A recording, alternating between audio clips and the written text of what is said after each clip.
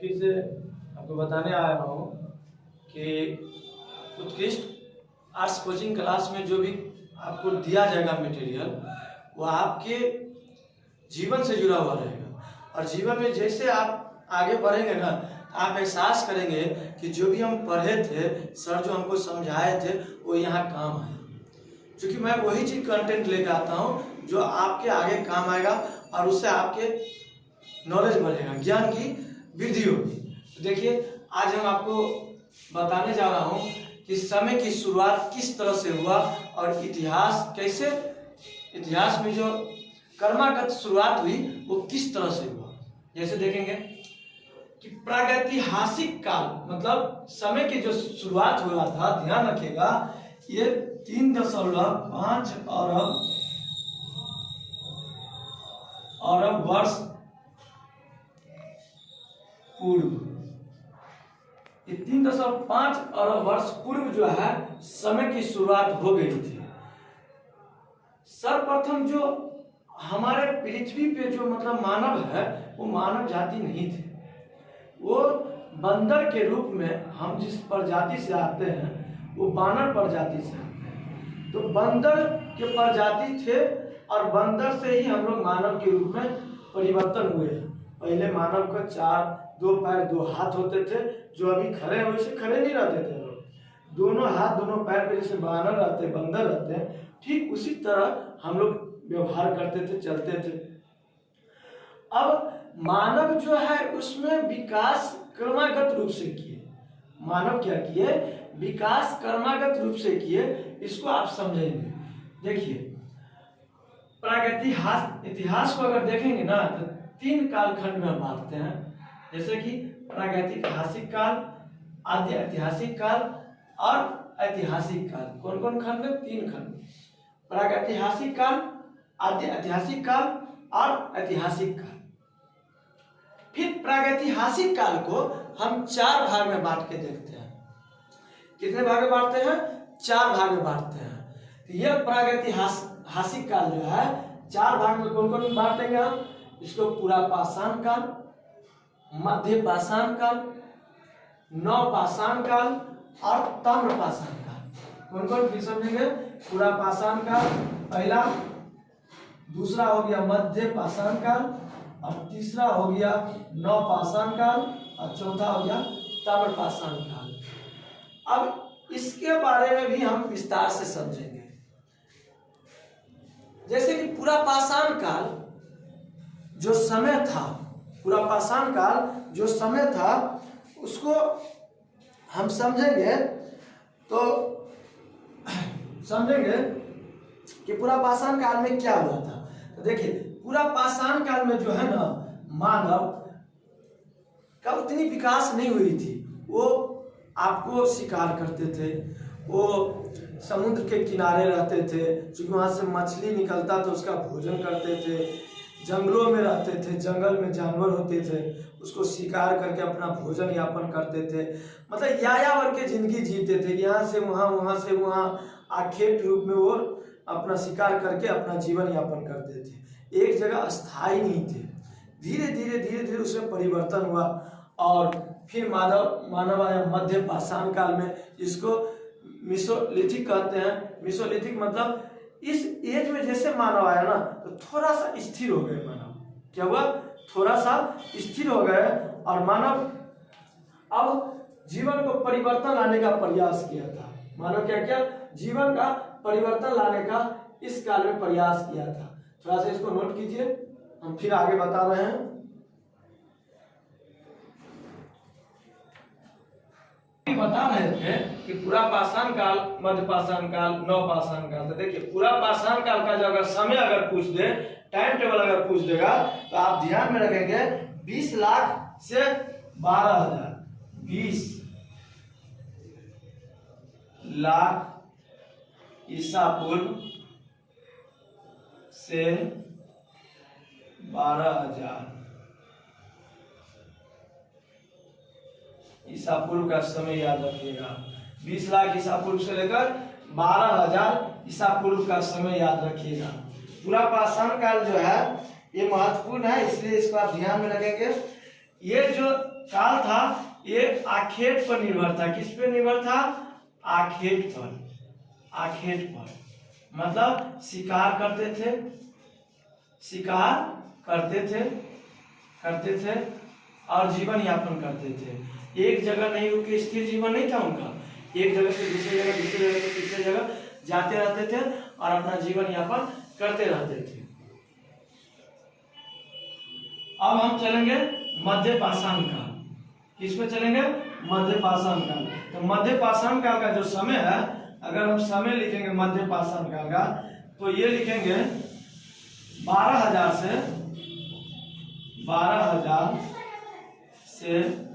10,000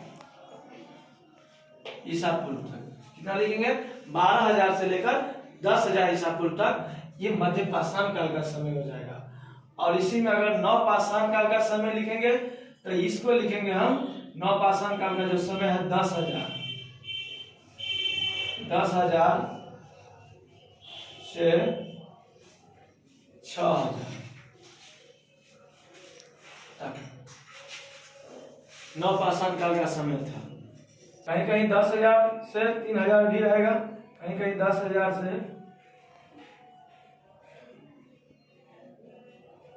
3,000 तक भी रहता है। ध्यान में रखिएगा दोनों, ठीक। तो ये मध्य पाषाण काल जो था, इसको हम माइक्रोलिथिक काल कहते हैं। क्या कहते हैं? माइक्रोलिथिक काल। इस काल में छोटा छोटा उपकरण से हथियार बनाना, औजार बनाना शुरू हो गया था। इस काल में हस्त कुठार का निर्माण हुआ। याद रखिएगा, महत्वपूर्ण है। इस काल में हस्त कुठार का निर्माण हुआ था। छोटा छोटा पत्थर से कई उपकरण बनाया जाता था, उसको पत्थर को तराश कर औजार बनाया जाता था। और मानव जो है अब धीरे धीरे अस्थायी होने लगा था। क्या क्या? मानव धीरे धीरे अस्थायी होने लगा, जीवन में अपना परिवर्तन लाने लगा। इस काल में जो है ना, अस्थिर पंजा का विकास हुआ। मानव जो है सराय नार जो यूपी में है, उत्तर प्रदेश में, उसको पता लगाया। धीरे धीरे उसमें विकास होने लगा। अब हम चलते हैं नव पाषाण काल। तो ये वो काल था, ये क्रांति युग काल था। नव पाषाण को एक क्रांति काल कहेंगे हम, क्योंकि इस काल में मानव में एक तरफा पूरा परिवर्तन हो गया। यह मानव अब पहले की अपेक्षा अपना स्थायी जीवन बिताने लगा। एक जगह बस गए, एक जगह अपना घर बनाए और वहां अपना जीवन यापन करने का प्रयास किए। और मानव ने ही यहाँ से अपना अस्थायी जीवन की शुरुआत की। कहते कि मानव का स्थायी जीवन का शुरुआत कब हुआ? तो याद रखिएगा, मानव जो है स्थायी जीवन का शुरुआत जब किए थे तो वो समय था आपका नव पाषाण काल। क्या था? नव पाषाण काल। याद रखिएगा, नव पाषाण काल में मानव जो है अस्थायी जीवन का शुरुआत किए। मानव क्या किए? तो अस्थायी जीवन में क्या क्या हुआ? मानव अगर अस्थायी जीवन जिएंगे तो आपको पता होना चाहिए, जब आप कहीं रहेंगे तो घर बनाएंगे। घर बनाना, जब घर बनेगा तो मान लीजिए भोजन भी चाहिए, तो खेती करना। मान लीजिए खेती करेंगे तो संसाधन चाहिए ना, तो संसाधन के रूप में औजार का निर्माण करना।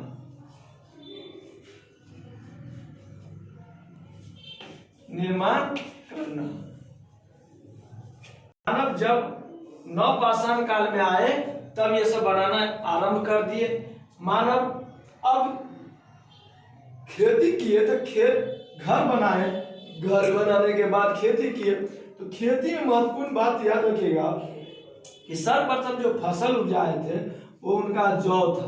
क्या था? जौ और गेहूं।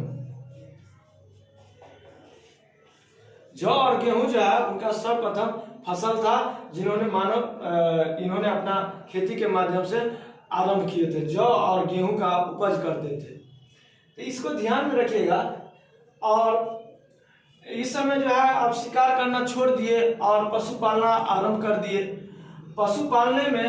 पशुपालन में जो है इन्होंने चौथा पॉइंट लिखेंगे तो पशुपालन लिखेंगे। पशुपालन, खेती के साथ साथ पशुपालन भी किए। तो पशुपालन में इन्होंने सबसे पालतू पशु जो था इनका ना, पालतू पशु वो क्या था उस जगह, तो वो था कुत्ता। पालतू जानवर क्या था, कुत्ता था। उस समय का पालतू जानवर कुत्ता था, इसको ध्यान रखिएगा आप लोग भी। अब हम ताम्रपाषाण काल के ओर चलेंगे, जो इस काल में बहुत इंपॉर्टेंट था। ताम्रपाषाण काल जो है ना 6000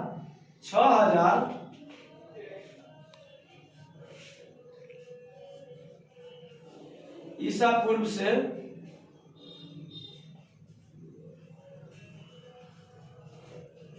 आरंभ होता है।